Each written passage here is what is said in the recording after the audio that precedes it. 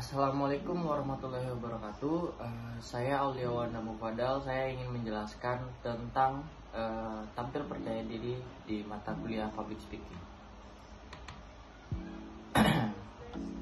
Untuk pertama-tama yang kita ketahui adalah pengertian public speaking tersebut. Menurut Amy Schlegel dalam buku 21 Century Communication menjelaskan tentang public speaking sebagai berikut. Yang pertama, secara substansial, Schlegel menjelaskan bahwa inti public speaking adalah menyampaikan pesan bukan hanya dengan kata-kata, melainkan juga dengan bahasa tubuh, suara, dan gambar. Secara bahasa, public speaking berasal dari dua kata dalam bahasa Inggris, public dan speaking. Dalam Kamus Bahasa Inggris Indonesia, John M. Eccles dan Hasan Sadli mengartikan kata public adalah masyarakat umum, orang banyak, rakyat. Kata speaking bermakna berpidato. Bila digabungkan, public speaking dapat diartikan berpidato di depan umum. Secara umum, public speaking adalah bagian dari ilmu komunikasi. Komunikasi merupakan proses interaksi untuk berhubungan dari pihak ke pihak lainnya.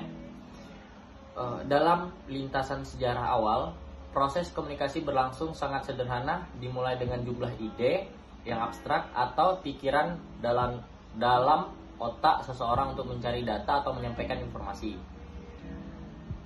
Lalu dikemas menjadi sebuah pesan. Pesan tersebut selanjutnya disampaikan secara langsung maupun tidak langsung dengan menggunakan bahasa berbentuk kode visual, kode suara, kode tulisan, membuat berbagai pihak saling mengerti dan memahami.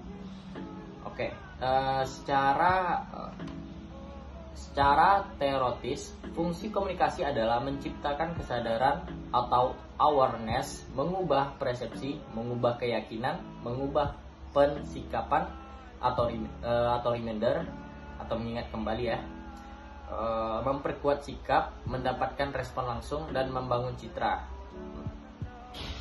Dalam ilmu komunikasi, public speaking diartikan sebagai sebuah cara dan seni bicara depan khalayak umum yang sangat menuntut kelancaran berbicara, kontrol emosi, pemilihan kata dan nada bicara, kemampuan untuk mengendalikan suasana, dan juga penguasaan bahan yang akan dibicarakan.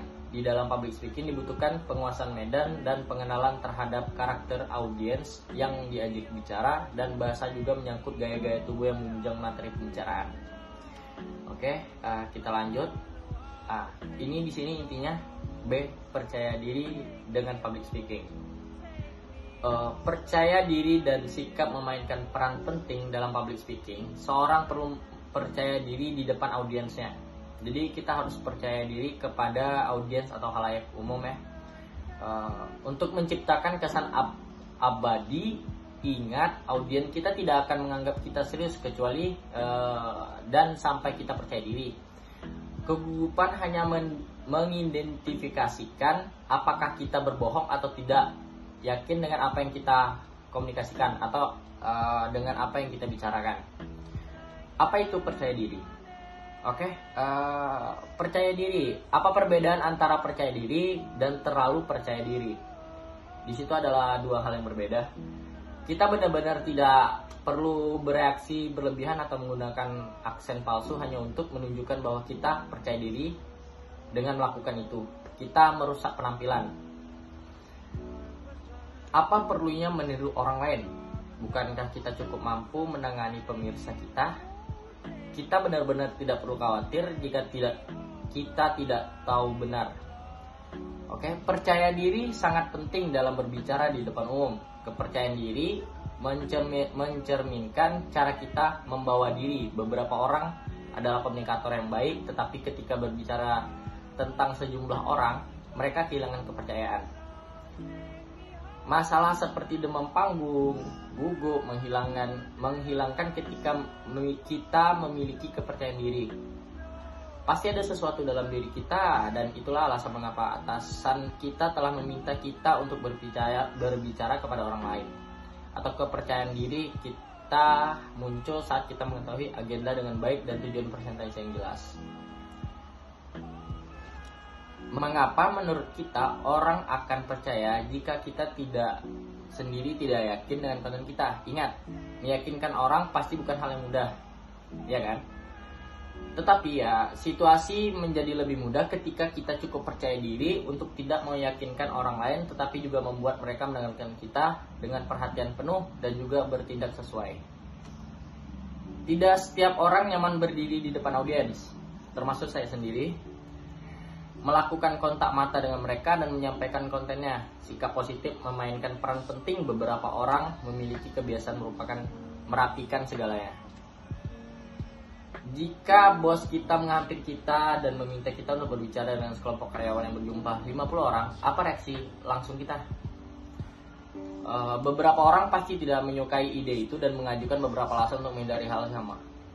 Di mana masalahnya? Percayalah, masalahnya tidak ada di mana-mana, tetapi dalam sikap kita, cara kita melihat sesuatu.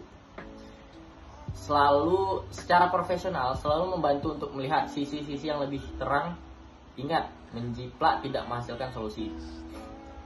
Seseorang yang menerima tantangan dengan senyuman adalah orang yang menaiki tangga kesuksesan dalam waktu singkat mungkin. Jangan membuat masalah dari setiap hal kecil. Seorang harus tetap positif. Itu tidak hanya mengurangi stres, tetapi juga membantu kita melepaskan 100% penat atau ketidakpercayaan diri kita. Tugas public speaker adalah untuk memastikan bahwa audiensnya telah memahami apa yang dibahas pada sesi tersebut.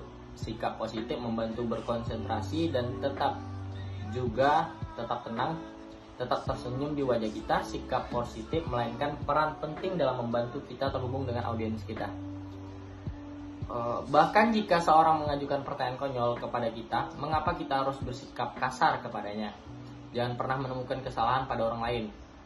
Kita perlu memahami bahwa jika seorang telah menginvestasikan waktunya untuk uang untuk menghindari sesi kita, dia memiliki hak untuk menghapus semua keraguan dan kembali ke rumah dengan bahagia dan puas. Jadi pertanyaan-pertanyaan yang menurut dia harus ditanyakan, kita harus bisa menjawab walaupun menurut kita pertanyaan tersebut adalah konyol atau ya kayak kurang lah gitu. Orang dengan bersikap negatif umumnya merasa sulit untuk menyesuaikan diri dengan sesama pekerja. Belajarlah untuk menerima kesalahan kita. Jangan merasa buruk jika seorang menunjukkan kesalahan kita. Sebaliknya, pastikan kita tidak pernah mengulangi di masa depan. Sikap positif membantu kita menghadapi kritik dan siap terhubung kritik. Tampil percaya diri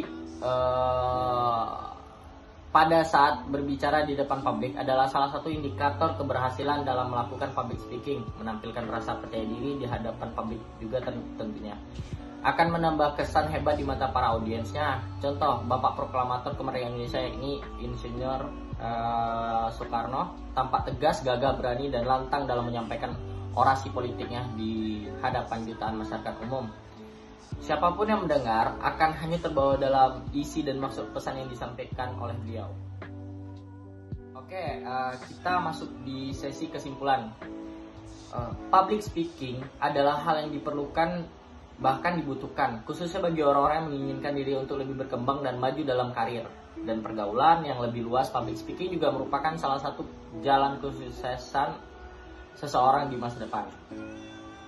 Namun demikian, rasa takut dan tidak percaya diri dapat menggagalkan upaya untuk seseorang dalam berupaya untuk sukses dalam public speakingnya.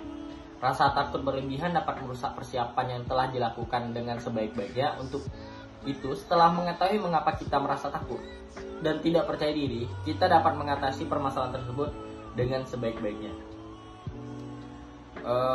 Sebagaimana telah diuraikan di bab 4 atau bab pembahasan di atas, Anda tidak perlu menjadi brilian atau sempurna agar dapat berhasil. Jadi tidak perlu.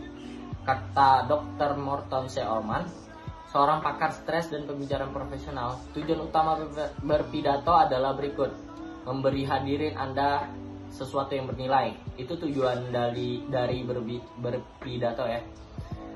Dengan kata lain, pusatkan perhatian pada pesannya, jangan pada dirimu. Untuk kekhawatiranmu, berbicara itu seperti bermain golf, mengandrai mobil, atau mengelola toko. Semakin sering melakukannya, semakin mahir Anda untuk melakukan public speaker yang untuk percaya diri.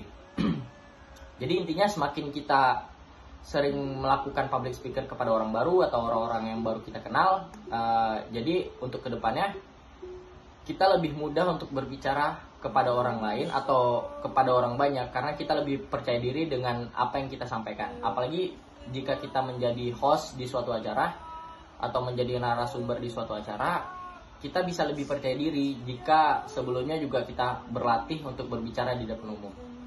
Oke? Sepertinya segitu saja presentasi dari saya, Auliawana Mufadal. Mohon maaf jika ada kesalahan kata atau kalimat. Lebih kurang saya mohon maaf. Wabillahi taufiq wal hidayah. Wassalamualaikum warahmatullahi wabarakatuh.